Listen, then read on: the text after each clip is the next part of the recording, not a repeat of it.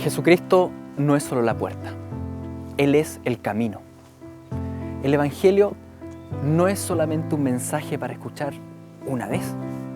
El Evangelio debemos recordarlo todos los días de nuestra vida. El apóstol Pablo quería hacer un viaje de miles de kilómetros. ¿Para qué? Para visitar la iglesia de Roma. Y él escribe en Romanos 1:15 y les dice: quiero visitarlos para anunciarles el Evangelio, porque no me avergüenzo del Evangelio. Ellos ya habían escuchado el Evangelio. ¿Por qué quería predicarles nuevamente el Evangelio? Para entender esto, recordemos el Evangelio. En primer lugar, el Evangelio nos dice que hay un Dios creador, bueno, perfecto, santo, el Dios Trino, Dios Padre, Hijo, Espíritu Santo, que creó todo en perfección. Creó al ser humano para que gobernara sobre este mundo, pero el ser humano debía someterse al gobierno de Dios para que todo funcionara.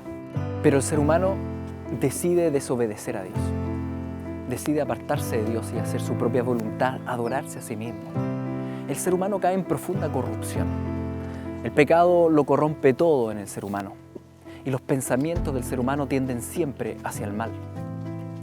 Eso destruye la creación completa.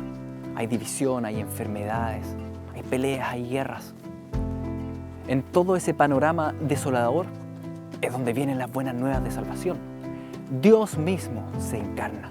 Jesucristo se hace hombre. Él vive en medio de nosotros y Él vive en perfección. En Él no hay pecado. Y sin embargo Él muere, Él va a la cruz voluntariamente para redimir y salvar al ser humano de su condición caída y corrompida.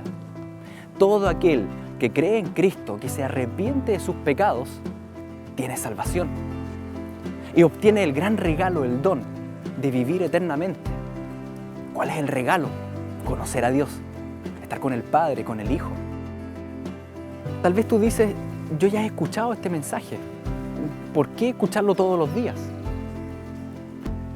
Porque es necesario comprender que en nuestro caminar diario este mensaje tiene muchas implicancias.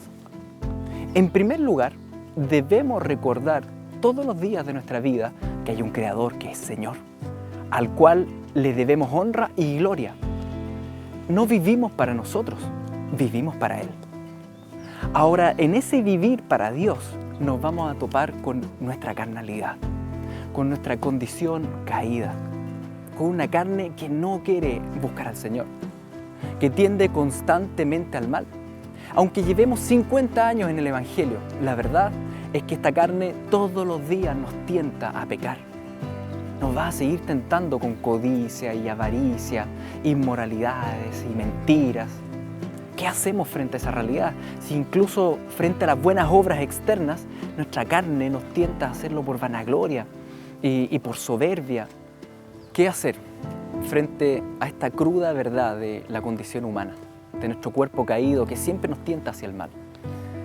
Es todos los días recordar que Jesucristo es el camino. El Señor no nos dio un sistema religioso al cual acudir para ser salvos, nos dio una persona, nos dio a un Redentor.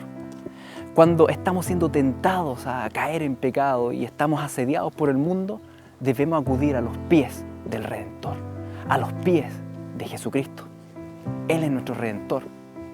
En Proverbios 3, versículo 5, dice que debemos confiar en Jehová. No apoyarnos en nuestra propia prudencia, sino que reconocerlo a Él. Y Él va a enderezar nuestro camino. Eso resume lo que es esto de caminar en el Evangelio todos los días. Lo que significa no apoyarse en nosotros mismos, en nuestras capacidades, porque no nos podemos cambiar a nosotros mismos. Tenemos un Redentor que es Jesucristo y Él sí nos transforma. Debemos confiar en Él todos los días, no apoyarnos en nosotros mismos. Y Él, al reconocerlo a Él, al honrarlo a Él, al deleitarnos en Él, Él va a ir guiándonos todos los días de nuestra vida hasta que lleguemos a su reino glorioso. Por tanto, queridos, todos los días disfrutemos de Cristo. Entendamos que Él no es solo la puerta, Él es el camino.